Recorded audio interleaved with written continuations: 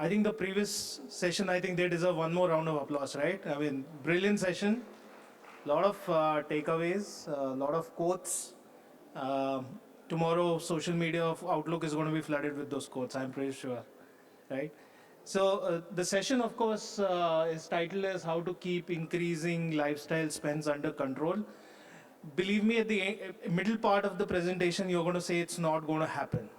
So what is our alternate to that? Okay? And one more question I'm going to ask everyone. Hindi or English? Hindi kitna hai? Both. Acha, chalo, both. Okay, fine. So let me first start with a picture. This picture is of Brooklyn Bridge. How many know Brooklyn Bridge? Spider-Man picture sabne dekha hai, chalo. The one where he saves, the one always which breaks. So this picture was taken in 1980, April 1980, where there was a transport strike for about 11 days. And in these 11 days, there was no taxi, no tram, no train, no buses. And most of the people there lived in New Jersey, which is other side of Brooklyn, and connecting to New York, right? So everybody lived in New Jersey, came to work to New York. So those 11 days, people walked from one city to the other because there was no other alternative, right? It's been, what, 43 years to this picture?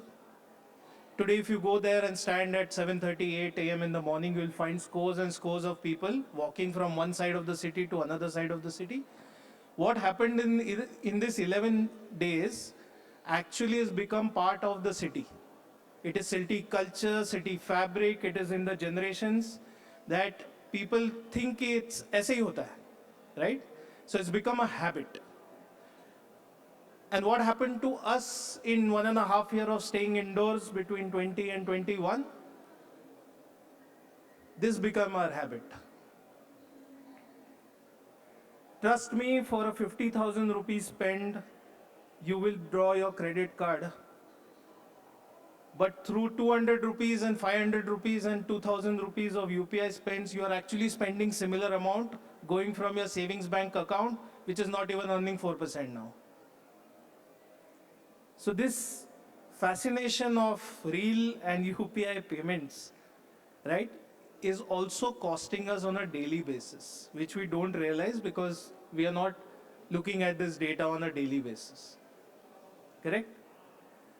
In fact, if you look at 2023 versus 2024, what has happened interestingly is that non-card linked wallets, so if you look at that, and A2A payments, which is your orange line and your gray, right?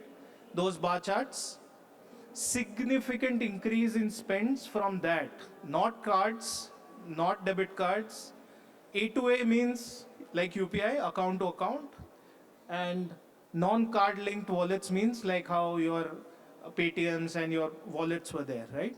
Which means basically it is savings money which is going and getting, sort of, you're not using leverage. You're not using credit to buy, you're using your own money to buy. So that money is again not going and getting invested, right? If you look at, this is a chart most of people have seen, so I will not go too much into detail. This is a chart which happens most of the times. In 2005, we had 219 million families which had a household income, and it was divided between, on the low income group, lower mid, upper mid, and up, right? By 2018, that has changed, like the country is changing, flat at belly, right? Earlier, people used to be very, very slim, right? So it's changing, and by 2030, it's further going to change, right? If you look at the middle thing, you have those young and savvy dreamers which want to grow more, so their income levels are rising, and then you have the connected middle class aspirants. Their needs are also increasing. And where are those needs going? Those needs are going for spends. What sort of spends? We are talking about discretionary spends. Now, a lot of data points here, so I'm going to make it simpler for you. If you just look at the top chart. These are all the spends on discretionary, which is moving away from essentials. What is essential is what you need रोजमर्रा की जिंदगी में.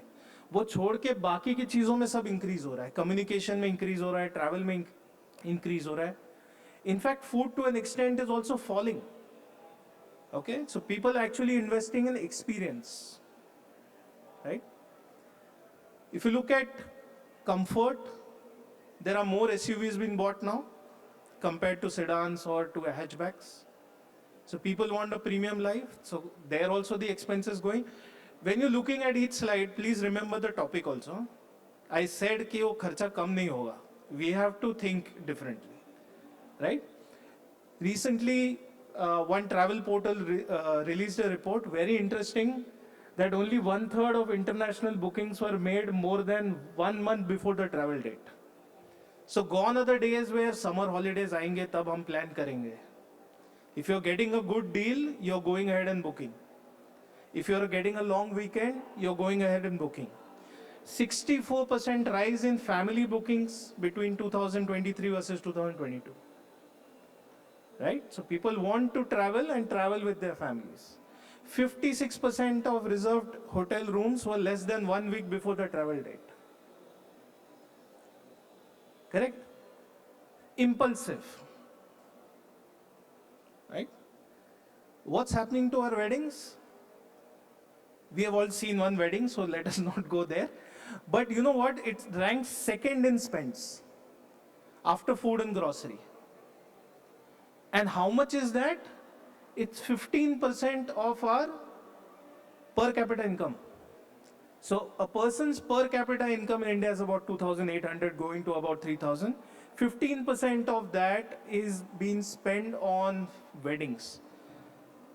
So even if it is the person who's earning say $500, $1,000 or $3,000 or $10,000, wedding is one subject where people want to really sort of put it out. And I think there are I see a lot of, should be parents here who will also be thinking about it. Some of the young people are here, they would also be thinking about it. So not in terms of cost, but in terms of personal capacity, people are spending 15% of their income, right? Athleisure is another segment which is growing. And fitness has completely changed. वो मलखम वाले नहीं जा रहे, right? All those things are gone. Even in the smaller cities, you will see a lot of gyms and people going and doing those stuff. What strikes me most is who is the end user in this. In fact, women are actually preferring to have more branded clothing, branded equipment than men when it comes to athletics and leisure. That is also telling us in India how the economy is changing, how the demographics are changing, how people want to think differently. Correct? If you look at quality of education, then year-wise, these are the costs currently. No inflation, nothing. Let us not compound. I'll leave the compounding exercise to you guys, but some survey said that these are the costs. Okay? And if you look at standard of living, we have certain things which come at 5%, certain things which come at 18%. And if you come in the last one, and if you want to have a destination wedding, then wo wala kharcha, I'm pretty sure none of the financial planning में 28% is considered. कोई सोच रहा है क्या? Spend करने के time पे suddenly 18% आता है, वो कहाँ से दूंगा? You are all accounting for some inflation spend, 7-8%. Of course, some portion will go to that also. But if your quality of life is going to increase, these spends are also going to come. Nobody can account for 28% in savings more, but at least half. At least half of that, if you start accounting for, okay, this is what I would need as a run rate, then your financial planning could actually change, your savings could actually change, right? So what is the lifestyle inflation expenses impact on savings? We did some analysis here. Between July 1999 to February 2023, that's about what, 24 years? 24 years ago, if you would have invested 10 lakh rupees and did nothing, Nifty 50 would have itself compounded and given you close to 2 crores. So that 10 lakhs has become 1.96 crores, right? But right at the beginning, if you would have, say, removed about 70,000 rupees for a phone, okay? Your net impact falls by 15 lakhs. If you would have withdrawn 3 lakh rupees for a holiday from this kitty, your valuation falls by about 50 lakhs. And if you would have taken out about 10 lakh rupees for a family emergency or some down payment or something, then it actually becomes half. So compounding plays a very important role provided you are disciplined. Okay? So when this is the requirement, now we are all seeing requirement that this is what spends are happening. I think any volatility will derail our goals because we saw there are decades when nothing happens and then there are weeks where decades happen. Right? Because we saw black swan events, at least I have seen 3 in my lifetime. First was in 2000, 2001 when the dot-com happened. Then you had the 2008, the global financial crisis. And then you had the 2020. If you were about to withdraw your money at this point of time, what would happen? So we need to think differently and we need to also plan in a different way, right? Also our markets are one-way traffic. There's a comparison between S&P 500 and Nifty 50. Okay? Year on year return. I'll just draw one line for you. Sorry. Maybe it's not coming up on the graphic because of the shaded color. But look from 2016, US market has had at least 2 bad years. We have had none.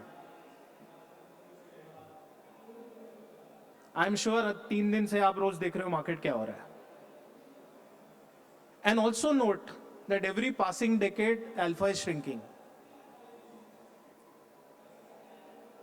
So 1990 to 1999, there was 781 to 5,000. So that was about 5.4x growth. Next decade was 2.5x growth. And last decade was about 1.36. Of course, this decade started at 41,000. We are double, right? We are double. But we still have 6 years to go. We may end up having more. We don't know. But history says things are different. Okay? And how long-term returns are constructed? I think equity wala to sab samajhte hai. GDP plus inflation plus corporate earnings, that's how your 12. So put a maths. This is the most easiest thing to do. Just put a maths. अभी GDP growth rate कितना चल रहा है? 7? 7? Okay, 7. Inflation 5, 6, right? So that's about 12, 13%. And your corporate earnings will give you about 1-2% more. तो आप कोई भी decade में हो, आप कोई भी cycle में हो, just do this maths.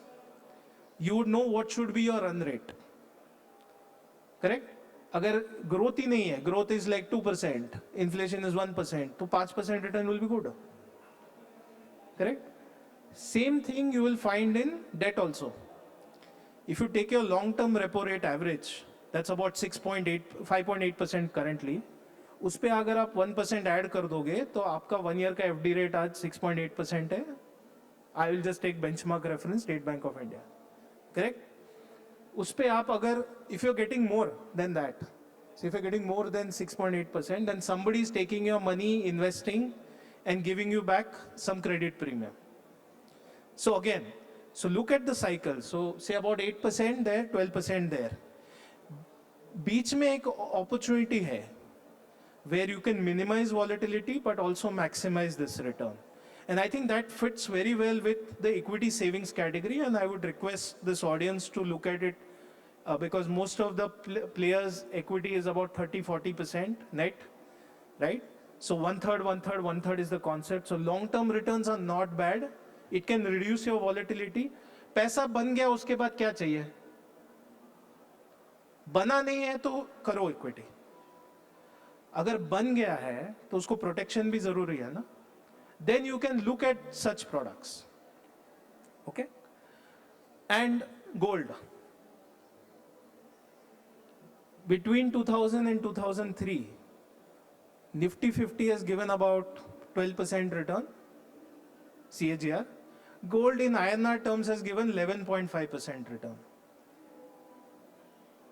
Believe me, every event we talk, people will ask, gold का क्या view है? अभी लगाना है, अभी निकल के आना है, क्या करना है? History is telling us कि आप बस invest करके भी रहते ना, तो पैसा बन जाता. अच्छा, उसके लिए भी इतना difficult नहीं है. There is a category in mutual funds called multi-asset, जिसमें 10% gold is forever because it is part of benchmark. And most important thing is, multi-asset as a benchmark is more consistent. It is neither in the top, neither in the bottom, if you compare with some of the other categories. So if you want to play gold to hedge your inflation bets, maybe this is also an alternate category you could look at. Right? Okay. So I'll just move from that to how do you now maximize it. So we know there is one powerful three-letter word in discipline of investing. What is it? SIP. दूसरा क्या है? एक तो SIP है, दूसरा है systematic withdrawal plan. And I think a lot of people do not understand the value of this. Let's try to understand that bit. Here is another analysis which we did for about, say, from July 1990 to June 2004.